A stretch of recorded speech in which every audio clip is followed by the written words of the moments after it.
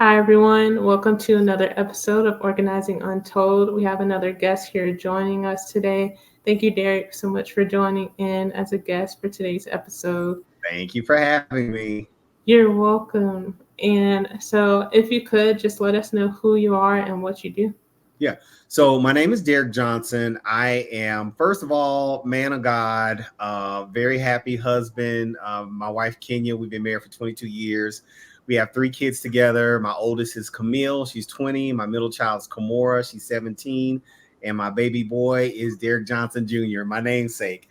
So above all, I'm a man of God. I'm a husband. I'm a father. Professionally, I do a lot as well. So my 9 to 5, I'm a product manager. So I actually work, it's a pretty exciting job. I work with engineers and salespeople to help develop new products and sell new products. So it's a very balanced role where I get a chance to be very technical, but also get a chance to be very business minded as well to try to sell new products. And there's nothing more exciting than walking into a store and seeing a product that you had your hands in developing from concept to finished product. So it's very exciting. I've been in product management for over 17 years. So it's a very fulfilling career. Love what I do. I've done it in several different industries and several different companies over my career. So really exciting career. My side hustles. I am a portrait photographer. I've operated Derek Johnson Photography for 17 years. So I'm a portrait photographer, done a lot of photography, weddings, families, high school seniors, events. Lately, though, in my latest kind of personal endeavor is content creation. So I operate under the brand name Derek Groman Style. And so I'm a menswear content creator. And I've had an opportunity and the pleasure to work with a lot of menswear brands, creating content. I provide kind of on the go styling advice to my friends, to my family. And it's kind of cool because actually all of my career, my full-time career, my ministry, everything kind of gels together, and I use it. I kind of cross. I use it across all of my different career paths and activities. Um, my technical side, I'm an engineer by trade. My technical side is very much ingrained in the photography business and my full-time job. My creative side, I dress really well. I've been known as the best dressed man in 4 companies. So Wow. it's not just what I do online, it's what I do every single day in real life. And then the thing that I don't talk a lot about, but I'm starting to talk more about is along with dressing nice is also like having other parts of my life nice. And so I'm kind of a clean freak. I like organization. And I've developed a lot of philosophies and things that, really work for me to organize. I am a massive purger, so I'll talk more about that later. But so I like being neat. I like dressing neat. I like dressing clean. I like a clean area, and I like things being tidy and organized. So I wear a lot of hats. All of them are fun, and I do a fairly good job of balancing work-life balance. And I've learned over the years, though, that sometimes you just have to give things up and settle back into what's most important, which is your relationship with God and your family. So sometimes things you can't hustle as much as you want to because you got to spend more time with the family. So I've been able to balance that better in my latter years when I was a little bit younger and wouldn't listen to reason. Love it. Love it. Thank you so much for taking the time to introduce yourself and let us know who you are and what you do. Um, no, I love that so much in terms of like just how you took the time to describe yourself as a man of God and then the many hats that you wear as well. And also how you spent some time talking about how important it is to create that balance of balancing those hats and how you feel that you've been able to do it so well.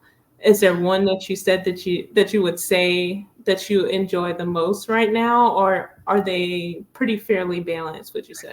They're pretty fairly balanced, but I would say that the content creation portion, I'm probably grinding on that a lot harder Yeah. just because it's still fairly new. I've probably been doing it seriously for the past 5 years, but like actually making money and actually like really building some good relationships with brands. I would say that's only come about in the past 2 years.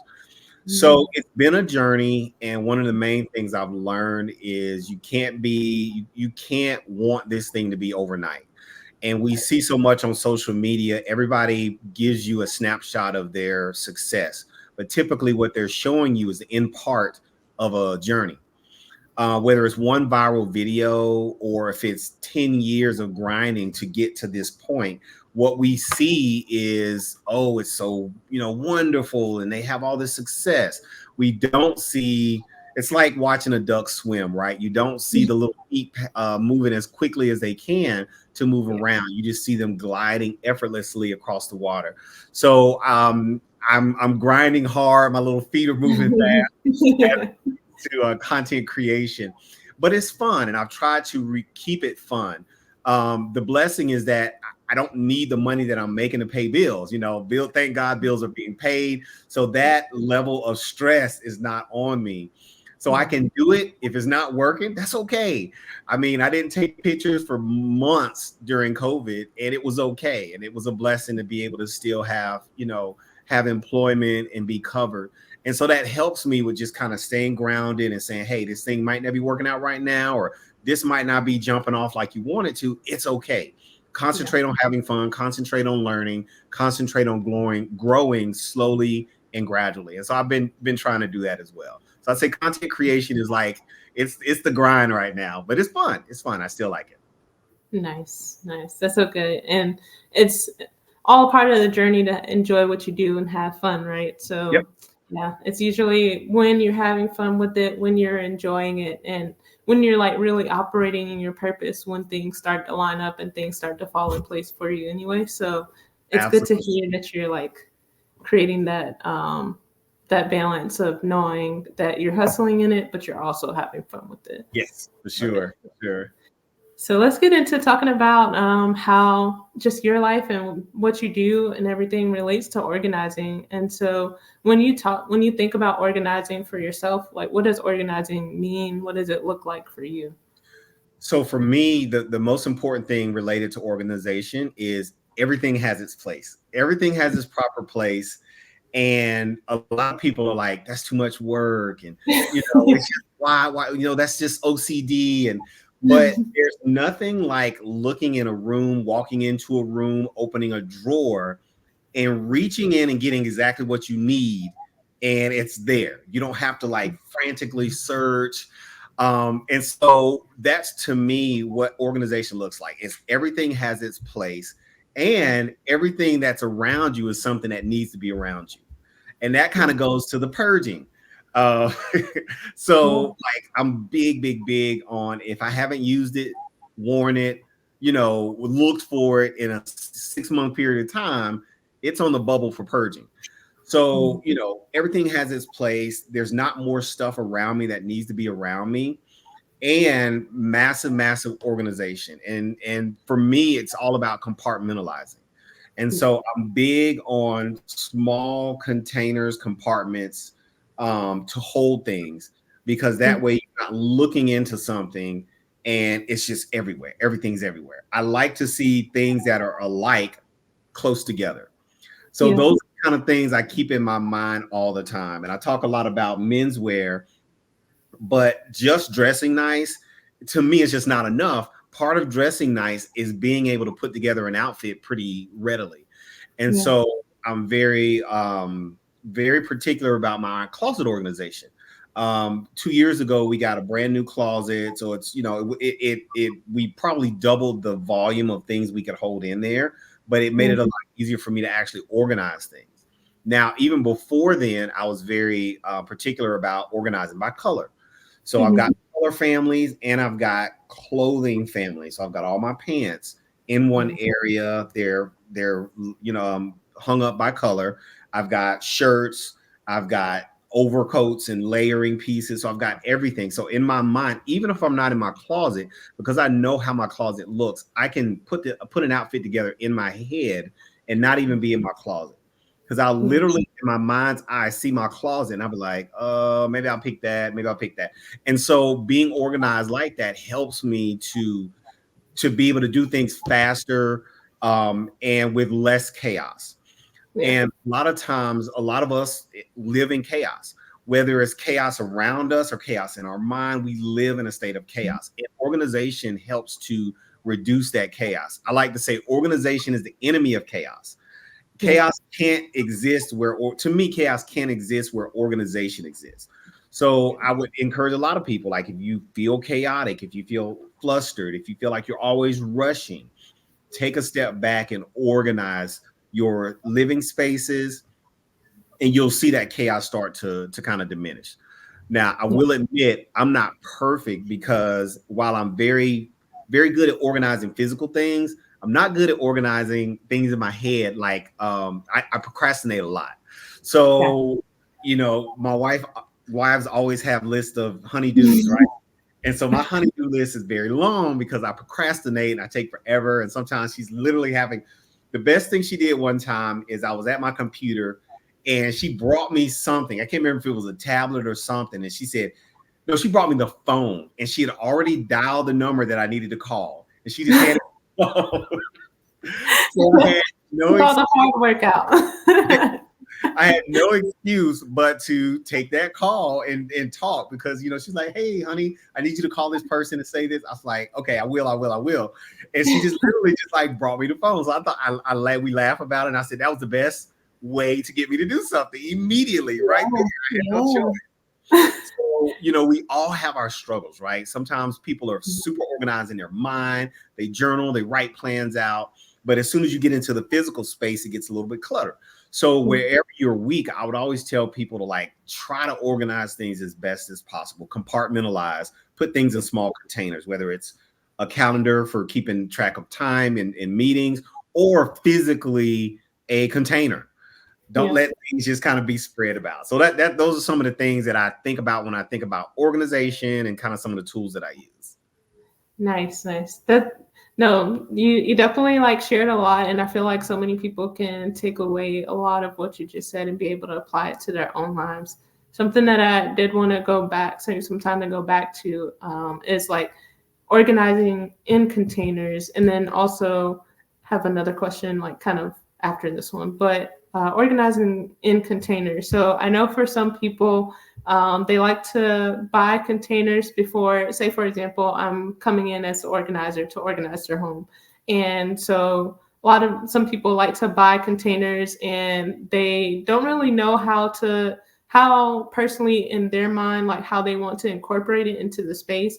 Or what it looks like. They just buy the container maybe because it's on sale, or maybe because they think that it's something that they can put into their space. And then once they get the container and they're in their space, they're kind of like, oh, I really don't know how to incorporate this. Yeah. So how do you tackle that? Like, is that something that you feel like you've had as an issue, or is it something that, being that the containers are so small, that you can work around? I have a good example, and I'll introduce my first prop. Nice. So I have a lot of socks. Yeah. And so this is what I use to organize my socks. Love it. I also have a very particular way that I fold my socks. So as you can see, it's just like a nice little tight square, and it's folded, and so like I can move it around in my hand. It's not going to come apart. Everybody in my house rolls their eyes when they see this, and they're like, why do you do this? Nobody folds my socks but me, because nobody cares enough to fold them like this. But this is important, because when I fold them like this, they fit very neatly. So when I talked earlier about compartmentalizing, I've created, and so that's one thing, compartmentalizing, finding a folding methodology that works for the space. And so this thing fits right into my drawer. And so I didn't measure. I could have measured. I just took a mental picture and said, that looks like it's going to fit. And it did. Before I got this, though, because of the way I fold my socks, I can just line them up like this. And so when I open the drawer, they're all lined up. And when I'm looking at it kind of like, down, I just see a nice rows of socks. So I can pick out the sock that I'm looking for really quickly. And before I started doing this, and a lot of people were like, why don't you just fold it? Or why don't you just tie it in a knot? First of all, this is very mean to your knife. Shouldn't do that. They prefer to be folded neatly like this. And because they're folded neatly like that, they're easy to stack against each other. And again, if you're trying to make a decision, you can't decide on things that you can't see. Can't Yeah. decide on things that are just like all mixed together. So this kind of thing is like, okay, how much of those things do I have? You can use these for underwear. You can use these. You might need bigger ones for bras. You can use them for t-shirts. And so for me, it's like, what's the size of your clothing? You need to make sure if you're going to have a small compartmentalized thing like this, that whatever you're going to put in there actually fits so that it's not bulging all out. And then to your point, planning ahead and not just getting something because it's on sale, but saying, this is how I'm going to utilize this in the space that I have. Because I needed to make sure, now again, I guess I didn't measure, but I need to make sure that this fit inside my drawer so that when my drawer opens and closes, this physically fits in there. I can double stack it. And so I have enough depth and like length in my drawer that I can double stack this. And so I've got, and yes, I have two of these that are full of socks. And I have more socks on top of that. So Oh, wow. when you have a lot of a thing, then you really need to understand, how am I going to compartmentalize these things so that I can see them and make quick selections. So definitely pre-planning your space based on what you have, and then looking for organizational bins, pods, whatever, that are actually going to fit in that space and that are going to look good. I mean, that's kind of important, right? Especially if how you're storing your clothes is part of the decor of your space. And I was just about to lead into that in terms of one, you want to make sure that your space looks good, because when you make sure that your space looks good and you know your space looks good, then you're more likely to kind of go and grab for things. You're more likely to just want to wear things. So, like, if you think about a closet, for example, 9 times out of 10, if we're not liking the clothes that are in our closet, then we're not going to wear it, and we're always going to say, I don't have anything to wear. I don't know what I'm going to put on. I don't like this, I don't like that, and you're just going through your whole closet and there's nothing that you really like. So, to your point, I would definitely agree that creating a system where everything that is either an organizing bin or container, or just anything related to like your closet or your space that you have, that it's related to your home decor, and it's something that you know that you're gonna like and that you're gonna be motivated to go after and go look for. So Yep, yeah. absolutely. Yeah. So when we talk about organizing, and you talk about just your journey of and how you love organizing and how you love to organize your things and organize, well, just stay organized in general. When did that come about for you? Like, when did it become something that you knew that you needed, or something that you just knew that you had a love and a passion for? So when I was in college, I mentioned earlier I majored in engineering, and so one of the things that most engineers did back then, and I think they still do it now, is something called co-op. It's where you go to school for a semester and then you work for a semester. So you're getting real world work experience while you're still in college. And so I went to school in Knoxville, Tennessee, and I worked here in Charlotte all through college. So I literally have to pack up my entire dorm room and put it in a car and drive all the way to Charlotte for a co-op, and then do the same thing and drive all the way back to Knoxville for school. So, and I had a little 1988 Chevrolet Cavalier. It was two-door, very small. And so I had to pack my entire dorm room in that little car. And so I learned how to pack very meticulously, and I learned how to abandon sentimental feelings about things. Like, if I couldn't take it, it had to leave. I had to throw it away. I had to get rid of it. So Yeah. that probably, not even knowing back then why I became so meticulous about packing, it was out of necessity. And I think that was the genesis for how I am today. because I to this day, and actually, I have these wooden trunks that I would pack everything in. I still have those, and I've been Oh out of wow. college for 25 years, and I still have those two trunks in my garage right now, and so they survived like year after year after year. Yeah, I still have You those still two use trunks. them? Yes, they're full. They have stuff in them right now. Wow. So even from college, I just learned how to pack. I had to pack all these things in a car. I had to learn how to organize. I had to learn how to keep things kind of light and bare necessities almost. And I think I just always kept that. Through my full time career, I travel a lot. And Mhm. so that just basically morphed into how I travel. So I'm another one. I love to look good while I travel. I, I mean, I've been on many, many plane rides. I've never worn a pair of joggers on a plane, but I always wear nice, comfortable pants, nice boots, a nice top, and I always look good when I'm in the airport. And so my sense of style and that desire just to present the very best of myself, it transcends into luggage. And so I like fancy luggage, but I like organization. I take my organization with me when I travel. Yeah. So I don't know if I should show it now. I have another prop. And Sure. okay, so packing cubes. Mhm. If any of your viewers have never heard of packing cubes, they are life changing. Yeah. So packing cubes come in all shapes and sizes. I've got like probably 20 or so in just inside here. Oh, wow. And basically what they are is just a cube. The ones I have, for one, have handles, which are great. They also have a mesh, so it's really lightweight. And so what I do is I can fill this full of stuff and then I can press all the excess air out. And so, Mhm. for example, most of us, if you're disorganized at home, that tends to follow you. And Yeah. so you'll be disorganized when you travel. You just throw everything in a piece of luggage. You're like, I can't close it. Well, it's Yeah. because you haven't taken time to, one, decide on what you need to take. Two, you haven't packed meticulously. And three, you haven't used packing cubes. Amazing. Like I get excited. I'm literally giddy like a kid when I talk about packing cubes. I have a whole outfit in here. So I've got pants, Yeah. I've got shirts, I got socks, I got my undergarments.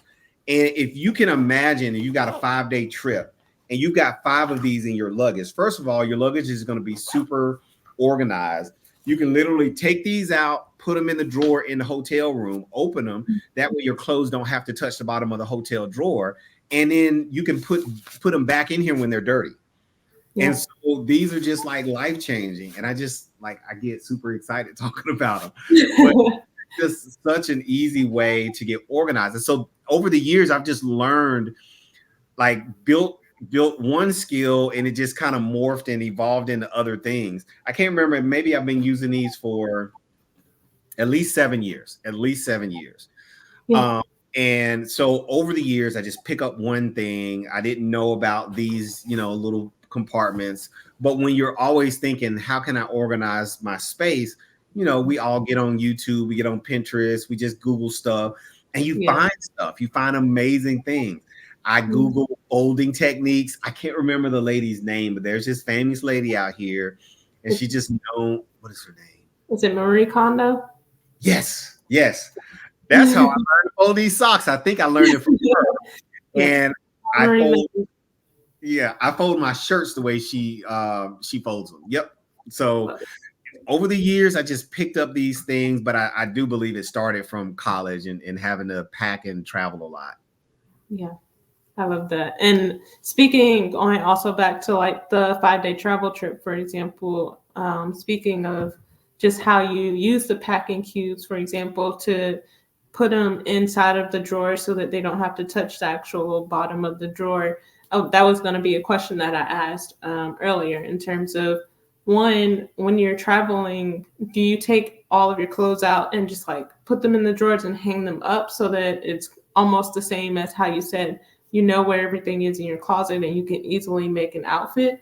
And also kind of to like mesh that question with another question, do you also do that for your closet at home? So say for example, do you have your coats like in one section and then your shirts maybe, and then your pants, and it's almost like a seamless like way of going and just grabbing everything from section by section.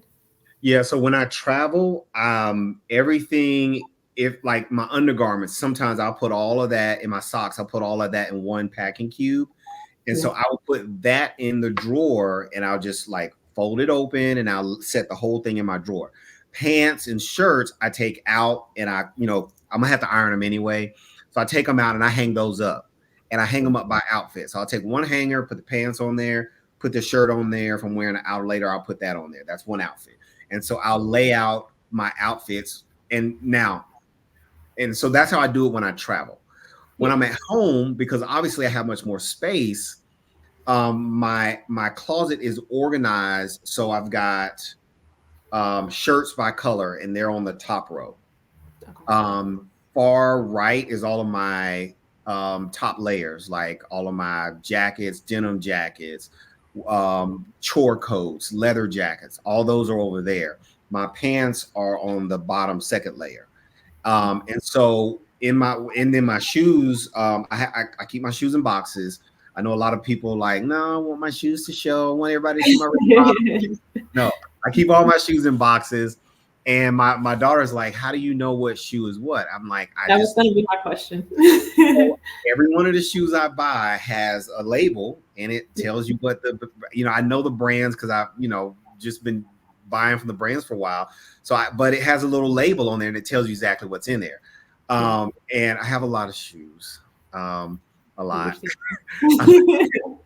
So when they were designing my closet, I had to have a special, like my side looks different from my wife's side. So I have a special, I needed rows that I could stack 1 and 2 and 3 boxes of shoes on top of each other to maximize the space. So it really depends on how I'm building an outfit, but everything's in front of me. Generally I'll start with my pants, or I'll start with whatever statement piece I'm gonna wear. So if I'm like, I just got some new shoes, I'm gonna rock these shoes, then I'm like, okay, I already know the shoes I'm gonna wear.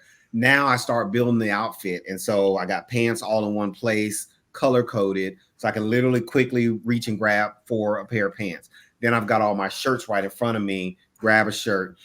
Probably one of the best features in my closet is this little hook. It just it's like a little rod that slides out, and I hang my outfit for the next day on that rod. And so in the morning, and so I hang my pants, my shirt, my outer layer. I get a belt that I'm going to put on. I will get my socks. One, because I get up before my wife and I try to be quiet. I don't do a good job, but I try to make sure I have everything I need, so I'm not stomping around in the dark or trying to cut the light on. So, but it also helps me to pre-plan the night before exactly what I'm going to wear. Now, I will admit, sometimes I get up in the morning not feeling it, and I'll change it. I'll do that. Yeah. But I give the best attempt to plan ahead and have my whole look, like kind of laid out. That's so good. No, and I like the idea of how you already of course have your outfits in the closet for like when you're at the hotel room or when you're traveling just in general, and you can just hang that up together. And then also how you said like your closet is based on like your pants are at the bottom, shirts at the top, and then your coats and just overlayers are on the right side. And then you have a section for your shoes as well. No, and then I was smiling when you said the section for how you just can set up your outfit for the next day, because that's also something that I have suggested and recommended for people to do as well, just so that they are planning ahead for the next day and not trying to ramble around, and it saves you even more time to be able to have that done and prepared. Like you said, you can go and you can change it if you want to, like later on, if you're not really feeling it the next day, but it's a good thing also to just have that there and ready for you. Cuts out yes. And I do all my prep at night. I know a lot of people struggle with that, but I prep at night. I shave, shower. So literally I get up, do the basic hygiene, and put on my clothes, and I can be out the door in less than 30 minutes. Nice. Yeah. So for anyone struggling with that time and needing to cut some time, make sure you're listening and listening closely to this episode. Absolutely. All right, so we did take some time to just talk about how organizing relates to your personal life already. I do want to get into now how does organizing now transfer over into the many hats that you wear, the many things that you do, from your 9 to 5 all the way to all of the hustles that you have, even related to content creation. How does organizing transfer over into those areas? So that's a good question. I'll give you an example. So anytime I'm creating content, I try to have a plan of what I'm going to do. A lot of time that plan is formulating in my head while I'm driving or while I'm out and about. And I'm like, okay, I'm going to create a reel tonight. So I am thinking, first of all, this is the theme, the overall theme. And then if I'm going to be using audio, like talking, whether it's voiceover or I'm going to be on camera talking, I'm thinking of the script. Now, depending on what I'm doing, if I'm driving, obviously I can't sit and type. But by the time I get home, I put all my plans in notes. So Apple Notes, right? You just open up your Notes app. And so I have tons and tons of scripts and ideas and themes. And so I'll write out the script of what I want to say. I'll even write like B-roll of blah blah blah blah blah. So I'll write out what I want the video to look like step by step. So I'll literally do like a mood board or whatever you want to call it for that video. Then I'm like, okay, these are the outfits. If it's a multi-look outfit, these are the outfits I'm gonna do. So I'll like go in my closet and start pulling outfits. And if they need to be ironed, I'll start ironing. And so I do try to plan. And a lot of this does happen in my head and it happens in real time. What I actually write down is the actual script and how the video is going to flow. If I'm going to do a photo shoot for somebody else, I still try to do a lot of planning. So part of my photography services is an initial consultation. So if somebody hires me to be a portrait photographer for whether it's family or if it's an entrepreneur getting business headshots, I'm going to have an initial consultation. I'm going to find out exactly what they're looking for. What is their vision? What do they need? What are they going to use the images for? And then we're going to have a clothing consultation. And so I've done this for years. Sometimes I've gone so far as to go to the client's house and have them pull their closet and lay out 3 or 4 outfits that you like. We talk through them. Nowadays I'll have them send me pictures. I'll say, okay, you're going to pick out an outfit. Outfit 1 is this, outfit 2 is this. So you pick those 3 outfits, lay them out on your bed and take a picture and send them to me. And I've been able to advise, because a lot of people say, oh, well, this is a really cute outfit. A lot of outfits that are cute from a color, from a style, they may be cute in real life, but they may not always translate to a great photo.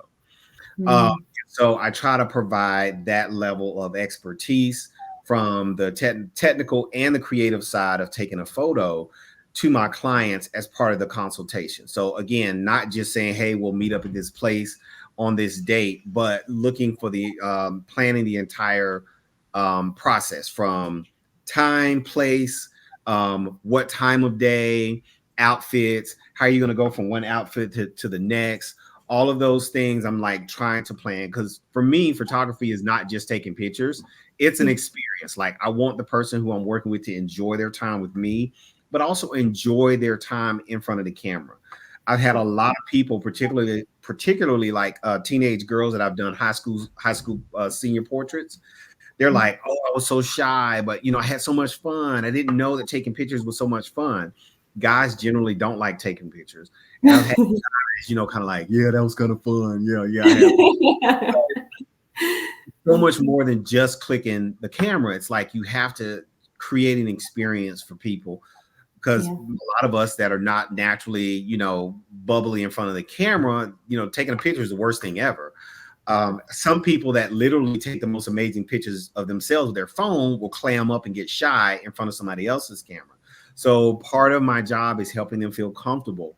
And so that goes into the planning, the pre-planning, but also during the shoot is planning out the shoot, being able to think on the fly. Like I try to, be cognizant if I feel like if I see some of those nonverbal or verbal or clues that they're getting nervous, that they don't like that pose, I have to pick up on things. I have to be able to turn on a dime so that the shoot stays fun and they're still having a good time and taking good pictures.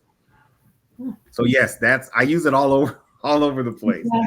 The one So where I still need work though is again organizing time and just doing stuff when I need to do it, like Yeah, not procrastinating. So I still have a lot of work to do, but I got a few things like I got a process and a method for some things. Other things I still need a little help on.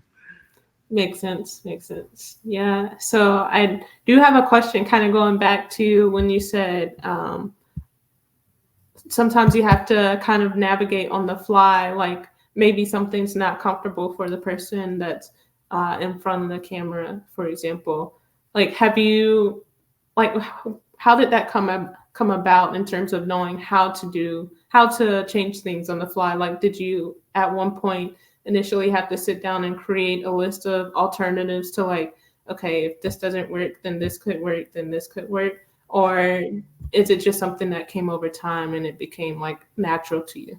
Part of my planning obviously is knowing who I'm going to take the picture, who I'm taking pictures of, seeing them, whether it's in person or over a video call. So I try not to ever take pictures of anybody I've never seen before, because um, that, and also seeing their outfits, because particularly with young ladies, how they're dressed is also going to control how I'm going to pose them. If it's a teenager and I'm doing a high school senior portrait, I'm going to make sure that those poses are age appropriate. If I'm doing a fashion model, then I may pose them differently, but also I have to still kind of operate within the confines of, this is my client. I want to make sure they feel comfortable. We're getting the type of shots that they need that are going to be appropriate for what they're going to use them for. And so a lot of it is, I do a lot of Pinterest look. I do a lot of Pinterest searches. I'll put my search might be photo shoot, fashion model, plus size. And I'll look for ideas for pleasing poses and poses that are going to be flattering. And what I will do is I always show my model what I want them to do. Now, it looks funny when I do it because I'm a guy and I'm like, it's funny, but I found that one, that breaks the ice because they laugh at me when I do it. Yeah. But two, showing is doing. And so if they can see exactly how you want them to pose, it relaxes them enough to say, okay, I can try that. And a lot of times, if I tell somebody to do a particular pose, or turn your head this way or try this, and I notice a bit of discomfort, then I'll say, let's not do that. Let's try this. Gotcha. And so immediately, and I think it just takes an eye for, like they say, reading the room. It Yeah. takes an eye for being aware of people's body language. And if somebody is not comfortable doing something, like, you have to pick up on that. As a photographer and as a creative, I can't be so obsessed with. Sorry, my dog going crazy, bringing me toys to play. I can't be so obsessed with a pose or my vision for something that I force it on a model or force it on a client, and it just doesn't work for them. Or so I have to have a plan. That's important. Have a plan, but be willing to change that plan on the fly. And it's just come from like years of trial and error. Honestly, trial and error, more trial, less error. I haven't like bombed a whole bunch of times. It's Yeah. because I have that like kind of internal like uneasiness for making somebody feel uncomfortable. So I'm always like super in my own mind, super sensitive, and I'm just looking for clues that she may not be feeling that. He may not be feeling that. Let me change it up. Let me suggest something else. So I think it's like stepping outside of yourself to really put yourself in the person that's in front of you, in front of your camera, putting yourself in their shoes and being just highly sensitive to what's going on, and not so like tunnel vision onto your vision that you can't move, bob and weave on the. Love it, love it. Nice. And for just like someone who's not a photographer, I personally don't know the full backstory of like photography and like what it's like to be a photographer. So this is definitely like just new to me in terms of learning the many different things that you do as a photographer. But it's good to, I guess, get the backstory in a sense. It's pretty cool to be able to get the rundown of some of the things that go into photography and go into that experience that you have with the person that's in front of the camera. So thank you What's for sharing crazy, yeah, what's crazy is that very few people get taught that. that. Mm-hmm. You can learn how to operate a camera. You can go to college for photography, and they will teach you the creative side. But the people side of photography is, to me, just as big, if not bigger, because you can be a masterful photographer if you're taking people pictures. If you're taking pictures of landscapes or trees or birds, doesn't matter. But if you are Yeah. you're working with people, you have to be a people person. You Yeah. have to be a people person, and that's a whole nother skill set that people don't teach. Yeah. Yeah. So a lot of people who are great photographers, probably not the best portrait photographers for that reason. Makes sense. Makes sense. Okay. Well, that's a whole nother conversation that Yes. could definitely be had. Yes. um, let's talk about organizing when it comes to your 9 to 5. Like, what does that usually look like for you? Is it pretty much the same as planning everything out, like you said, with content creation and with photography? Or is it something a little bit different for you? And does it kind of uh, do you have to kind of adjust it here and there on based on your day-to-day plans and schedules, things that you have to do throughout the day? So for the 9 to 5, and I would say just like work life and family life, everybody kind of has a routine. As soon as you get up, you just go time, you know. And so part of that is, like I mentioned earlier, is pre-planning and doing as much as I can at night. And Mhm. so kind of part of my routine is, okay, I know I'm going to make my son's lunch. So I'm making that the night before. So I don't have, that's one less thing I have to do in the morning. I try to minimize the things that I have to do in the morning. So I try to do as much prep as possible. And that's including, like, if I'm working from home that day, but I'm working in the office the next day, I try to close my computer, go ahead and put it in my bag. I have a little tech bag here where I keep all of my cables and things that I might need, like my AirPods. I need that for when I get on meetings. So I keep Mhm. all of this. I put that in my bag. My bag is right here. So I try to pack my bag for work the night before. So again, in the morning, I just grab it and go. And I'm not running around looking for stuff. So it's really like just planning for the next day, thinking through the next day, picking out my outfit. We already talked about that. But also, like, the people portion of that is getting my son up, getting my son ready, making sure my daughter's up because I'm taking her to school and doing all that. Praying with my wife before we leave, and like that whole process of just like the beginning of the day. At work, I have project lists and I have emails, of course, flying all over the place. And so for me, organizing sometimes can be a little bit chaotic when it's just like dealing with, like, again, time management is not my strongest suit. So for me, what I like to do, I like to get rid of all unopened emails. I hate unopened emails. So first thing I do when I log in is I open my email and I start answering emails. Now, the emails that I don't need that are junk mail, delete, delete, delete, delete. That's easy. But then there are certain emails that you can answer in 2 or 3 sentences and you're done. So I try to do those. But then there are emails where you got to go do research, you got to look up something, you got to run a report, you have to actually read the email several times, think about it, talk to somebody else, possibly have a meeting. Those I like. Those are what get me, because sometimes they go to the next day. So what, and it's funny because part of my organization is leaving everything open and available. So I have 3 monitors, and that is a big, big productivity boost for me. So I've got my laptop monitor is one, and I've got 2 external monitors on either side. Okay. So I keep on average of 20 to 30 emails open because they are in that one bucket or another, right? I got to answer with 2 sentences, or I got to answer with like a day of research. So they just stay open. If I close them, I'll forget about them. Yeah. I have multiple Excel spreadsheets because I'm running reports, and I have multiple PowerPoints because I'm getting ready for meetings. So I have everything up that I need for that day, but a lot of that spills over into the next day because I haven't finished that task. So I just leave it open.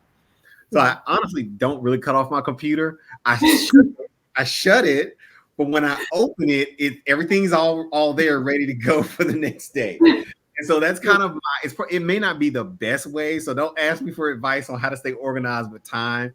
I can organize stuff, I don't organize time as well, Yeah. but I have a system and it works. You know, I meet my deadlines, you know, I get deliverables done.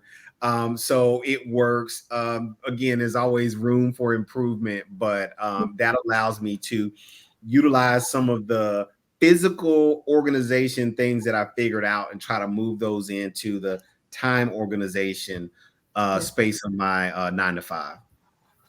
Love it, love it. And it's good that you like are talking about not only the areas of organizing that you're good in, but also like how you're mentioning that there are still areas that you can improve upon, because it is something that's like we're talking about here today, a journey.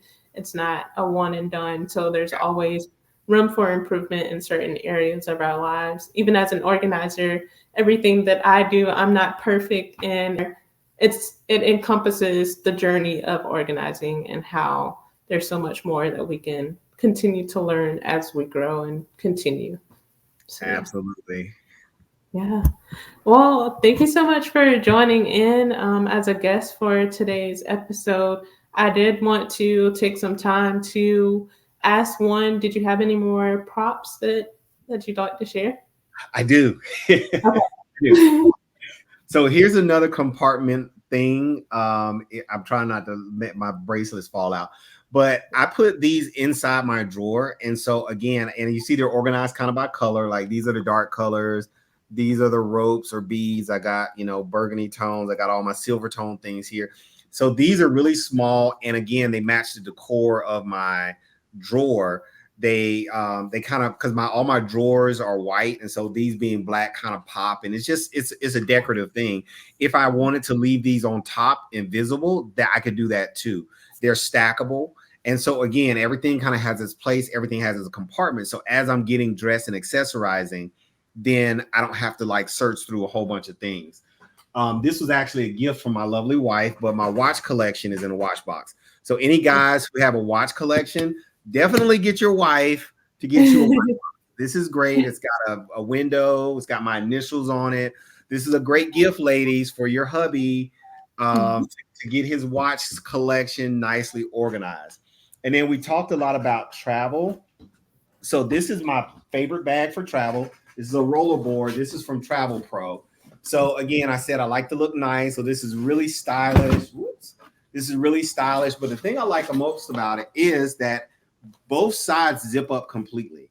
And so what I do is I put my packing cubes inside here and then I zip it up. And then if I have like a outer coat that I want to wear, like if I'm going from a hot place to a cold place and I need to transition, I could just shove my coat in the between and I can take it out and all my clothes are protected. My biggest fear, if you've ever seen like a comedy, is like the luggage explodes and all your clothes are everywhere.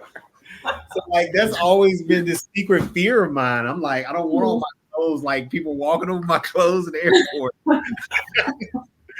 So that's why I put everything. That's why you have the bags. In a packing cube, and then my packing cubes inside another compartment. So Gotcha. that yeah. So and again, I'm very meticulous about like my clothes, my socks, even, and yes, my luggage. So this one is my latest one. It's my favorite because it has what I love, which is 2 zipper compartments on both sides, and everything can like hide away, and it's just like nice and neat. Nice, nice, nice. And I did want to take some time also to go back to a question related to your shoes as well. So you said you like to keep your shoes in boxes. So Yes. when they're in boxes and you're pulling your boxes out to be able to wear those shoes, like is your closet set up to where you have one box per shelf and then they're stacked on top of each other, or the boxes are stacked directly on top The of each other? boxes are stacked one on top. So I have 3 boxes stacked high, and then 1 stack, 2 stack, 3 stacks on one shelf. And I've Okay. got like 5 of those shelves. And Okay. yes, that's a lot of shoes. Yeah. So now the only thing I haven't done is organize the shoes in any way. It's just because I can't see. I could organize by color, but that take a little bit of doing. And so I just kind of scan up until I find the one I'm looking for. I look at the labels like, okay, that's the one I'm looking for. So yeah, but they're all like in boxes. And it's funny because one box is like literally falling apart, but I won't Oh, give it no. up. I just I just close it very carefully so it doesn't rip anymore. But like that box is like 5, 6 years old, and it is Wow. literally falling apart. And I'm like, I'm not gonna give it up. I'm not letting it fall. I'm gonna keep shoving it in here because I Yeah. have to have boxes. Yeah, gotta have boxes.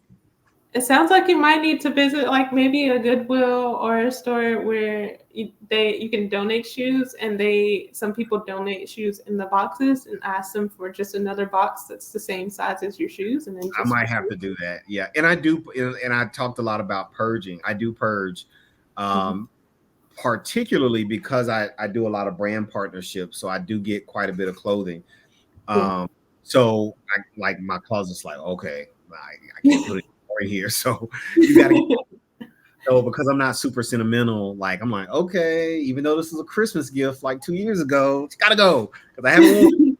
And now I get grief for that. I know I get grief for that, but I'm like, but babe, I mean, I got new stuff, and I gotta find room for it. So, yeah, I am a massive purger. I even purge other people's stuff better than I purge my own stuff. So, if anybody just needs a purger, I can Yeah. purge. I can do it. I'll do it.